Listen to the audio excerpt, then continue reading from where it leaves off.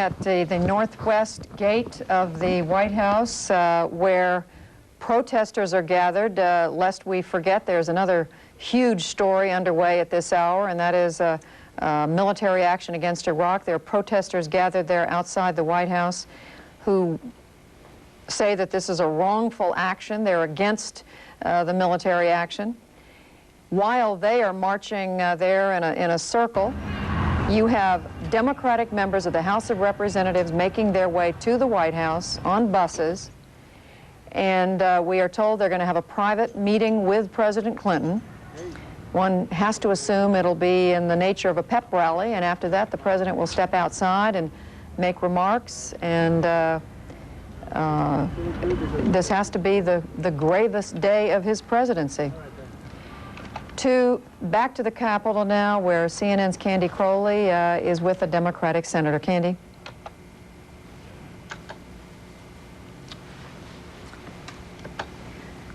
Candy? Senator Leahy, Patrick Leahy of Vermont, are you there? I am there, and I'm on, I can hear you. Wonderful. I will go ahead and talk to you.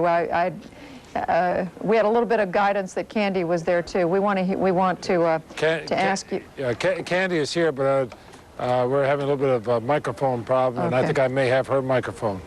All right. Well, clearly this has been a day that we knew was coming. We knew that at least one of these articles of impeachment would pass.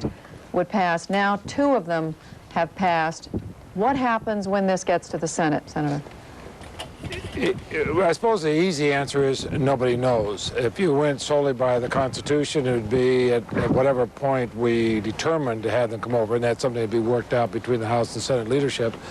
You start the trial, and it would be a very solemn undertaking. Every senator has to take a separate oath of office to even be in the trial before it starts, and as you know, the Chief Justice presides over it.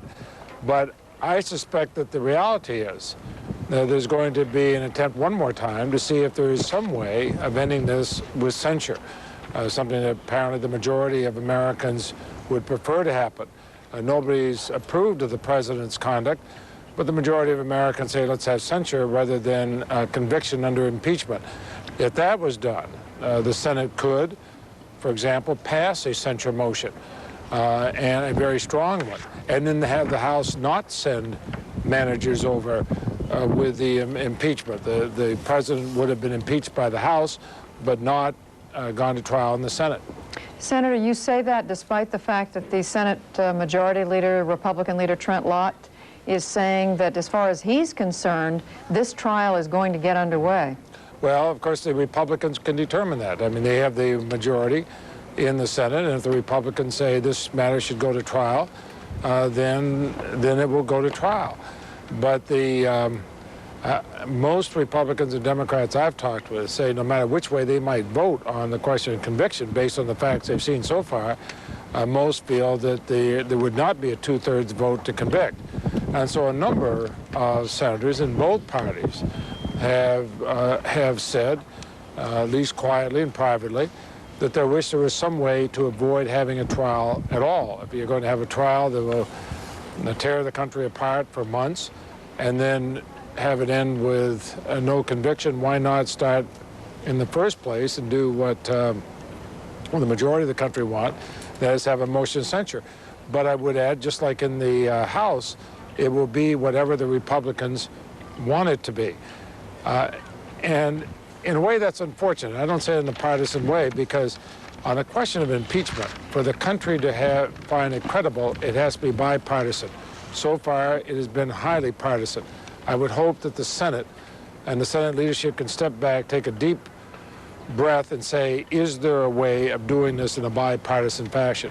Do you think a trial would tear the country apart? I think the trial would have a very real possibility of that. For one thing, very little else would go on in government. The president would be totally absorbed in it, the Chief Justice of the Supreme Court, and the Senate would be. On a question that many feel would not reach the bar of impeachment. We're not saying that the actions of the president were good actions. They were wrong. They were bad actions. But the issue is, do they reach the level of impeachment? And if they don't, then the country is going to question what's going on. It also would instill even harsher partisanship in a Congress that during the past 2 years has been almost paralyzed by partisanship.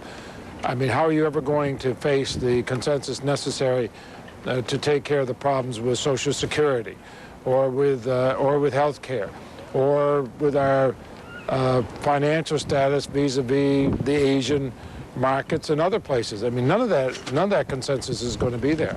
Senator, we want to point out the picture, the aerial picture that our viewers are seeing is of the area right around the White House, the buses holding members from the House, Democratic members from the House who've come to see the president. They've arrived, and one assumes they'll be getting out, going in, and meeting privately with the president. Jeff Greenfield, you had a question for the senator. Yes, Senator, this is a peculiar institution in which you are a juror, but you're a juror in what is supposed to be an inherently political event. Have you determined that this is not an impeachable offense? We know that Senator-elect Schumer is already on record. We know how he's going to vote. I think we know how many people are going to vote. Have you told us, or your constituents, more importantly, how you're going to vote? No, I have not. And if we go in, if I take that oath of office as a juror, I can truthfully say I'll take that oath with an open mind. I mean, I was a prosecutor. I've presided a lot of trials. If I take that oath, which I will, I'll do it with an open mind. What I am saying, those most constitutional writers on this have said this does not reach the level of impeachable offense. Basically, this trial will be different than just the kind of criminal trials that I had when I was a prosecutor. There, you know, you have did you break this law or didn't you break this law? Here, you add a political dimension to it. Is it worth overturning a presidential election? Senator, this is Bernie Shaw. Pardon my interruption. Just want to point out to you and our viewers that you're outside the Secretary of the Senate's office. They are bringing over from the House of Representatives the documents attached to the 2 articles of impeachment voted just a short while ago in the House of Representatives. James Sensenbrenner, one of the senior Republicans, said that they were about to do this.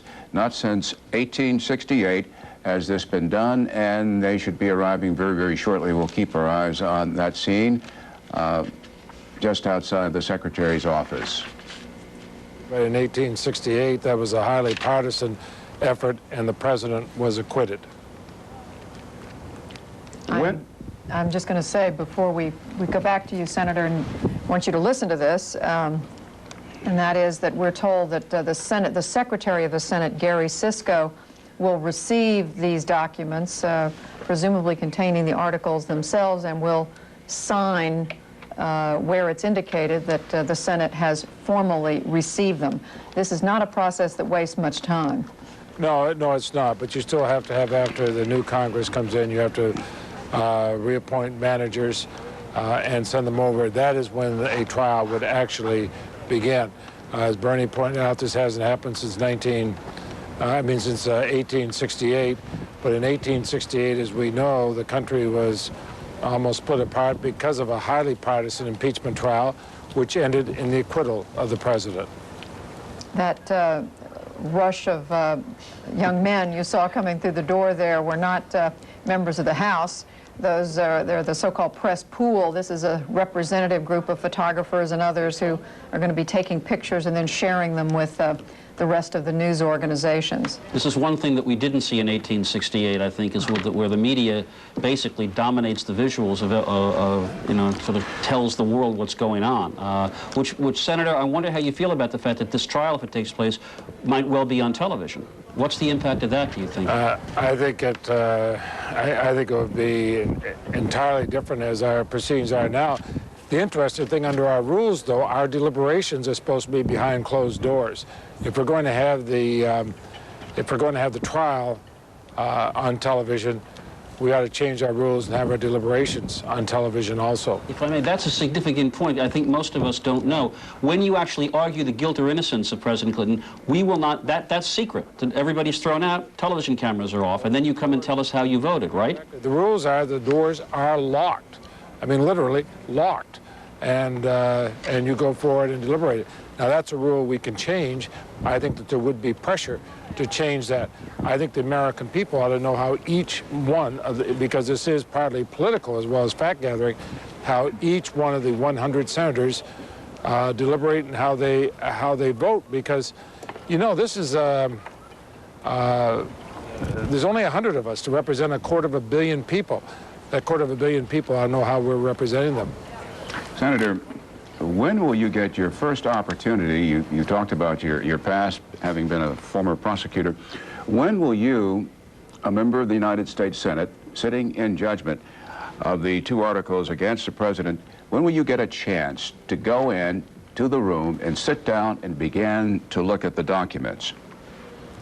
I suspect we can begin to do that very, very soon. As a practical matter, it'll probably be after we come back in on the 6th.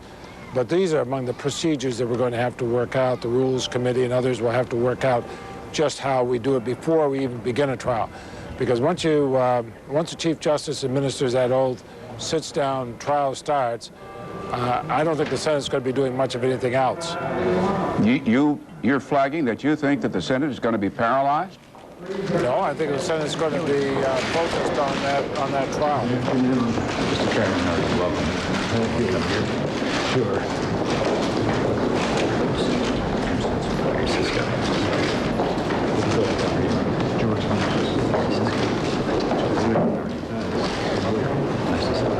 Quite an extraordinary scene here. Henry Hyde himself, James Sensenbrenner of Wisconsin, several other. This looks to be perhaps all 13 of the managers just voted on by the House.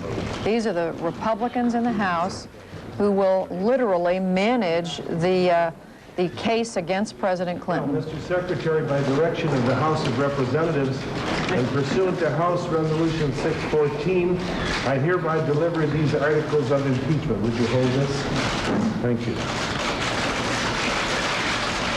Thank you, Mr. Chairman. Thank you, sir. As Secretary and on behalf of the Senate, I accept these into the official record of the Senate for deliberation later on.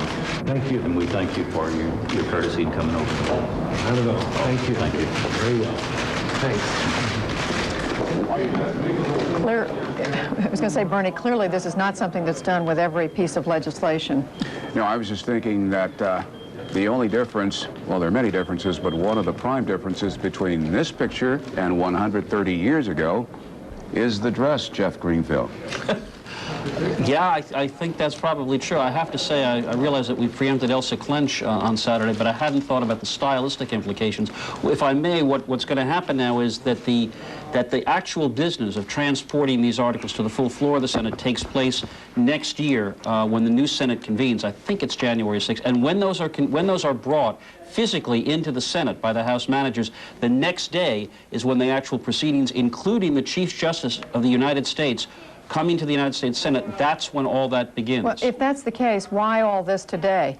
Because procedurally, they're supposed to go immediately from one house to the other house. But you're saying they have to do it again when the new House is constituted. They have to come over to the Senate. This is very formal. I mean, it's parliamentary procedure that's borrowed in some sense from Britain. They have to come in January, but they have to take these articles of impeachment and physically bring them into the body of the Senate, read the articles formally, and that triggers the one-day notification to the Chief Justice and the commencement of the what would then be pretrial business. Speaking of physical movement, the Democrats supporting the leader of their party have transported themselves from the Hill to the White House. John King, it seems that they went on the east side, entered the east side of the White House on what was Madison Avenue formerly, and they're inside now? The majority of them are here, Bernie, some still arriving and coming through the gates. They're going into the White House residence. They'll meet privately there with the president first and then come out onto the south lawn on the other side of the White House from where I'm standing for a little bit of a pep rally. The main point of that rally, Democrats standing by the president to show their resolve and to make the case that he should not step down, that this was a Republican partisan impeachment vendetta, in the words of White House officials, and that the president should fight on. I want to give you a snapshot of what the president was doing as these historic events unfolded. As we reported a short time ago, the president was in the Oval Office with one of his spiritual advisors. He was not watching when the first article of impeachment was passed by the House of Representatives, making him, of course, only the second president in history to be impeached. But since then, we've been told by our sources that shortly after that vote, the president went into the dining room, the private dining room near the Oval Office. He met there with Doug Sosnick, one of his top political advisors, and John Podesta, the White House Chief of Staff. As the three of them were in there talking, they watched the votes on Articles 2, 3, and 4. At one point during that discussion, again, while the president was watching these votes unfold, another one of his top aides, Steve Ricchetti, a former legislative aide, about to become the #2, the deputy chief of staff here, walked in as well to give the president an update on the mood from the voting on the House floor. At that point, we're told, the president told, these are his top political aides now, told them that he was not surprised by this vote, that he was certainly disappointed, but that despite his disappointment, he was determined to press on to seek a bipartisan solution. Now, the importance of that, of course, as you've been talking with Senator Leahy in the recent moments, is the president trying to make the case here that this should not go to trial in the Senate, that there should be some sort of a plea bargain. That trial would have to convene under the rules for that to take place. But between now and when the Senate comes back into session in January, the White House will push aggressively, try to court Republican moderate senators to try to make the case that there should be some kind of a plea bargain. Will part of that aggressive push, John King, include the president very definitely trying to set a proper tone when he speaks this afternoon? Well, the president walking a very delicate line here to rally public opinion to his side. The White House and its allies, and that's why the Democrats from the House are here, want to make the case that this has been a partisan Republican witch hunt, an attempt by the Republicans to reverse the last two presidential elections, that the president should be punished but not impeached. Now that the president has been impeached, as he fights for survival to stay in office and finish his term, he needs again to court enough Republicans in the Senate. It only takes 51 to dismiss the trial and cut a deal. It would take 67 to convict him and remove him from office, but the Democrats now with 45 senators, they would need 6, and most think they would really need 10 or 12 to get enough Republicans to want to come over and do this. So as he bashes the Republicans in the House, the president has to be very mindful that his fate now rests if he hopes to avoid a trial with Republicans in the Senate. John, the last time, it's Jeff Greenfield, the last time we heard from the president was, my God, it seems like months ago, but I guess it was 8 days ago when he expressed his profound sorrow and said, rebuke and censure me, that's fine. Does he have to shift gears drastically in what he says to us now and come out fighting and talk about the illegitimacy of the process? Is there a certain disconnection between those two messages? I'm profoundly sorry, but I'm ready to fight. We are told the president will show his fight today in terms of casting the process as illegitimate. The president wants to leave that to aides here at the White House, to his Democratic allies. We're told what the president will say when he comes out of the White House shortly is that he's disappointed with this vote, but that he thinks it is critical that he continue on doing his job. Obviously, this on a day when the U.S. military strikes against Iraq continue. The president preparing his State of the Union address, met just yesterday to prepare his new budget. The president, we're told, will make the case that he thinks the American people want him to continue his work, and that the best way to do that is to bring this process to a quick close. The president, we're told, will leave it to the Democrats here and to top White House aides to make the case and to point at the votes today in the House that it's Republicans pushing to remove this president from office, and that the will of the American people is that he stay in office but still be punished and held accountable. As the president meets in private in the residence of the White House, we're going to take a break and be back with live coverage of this day's events.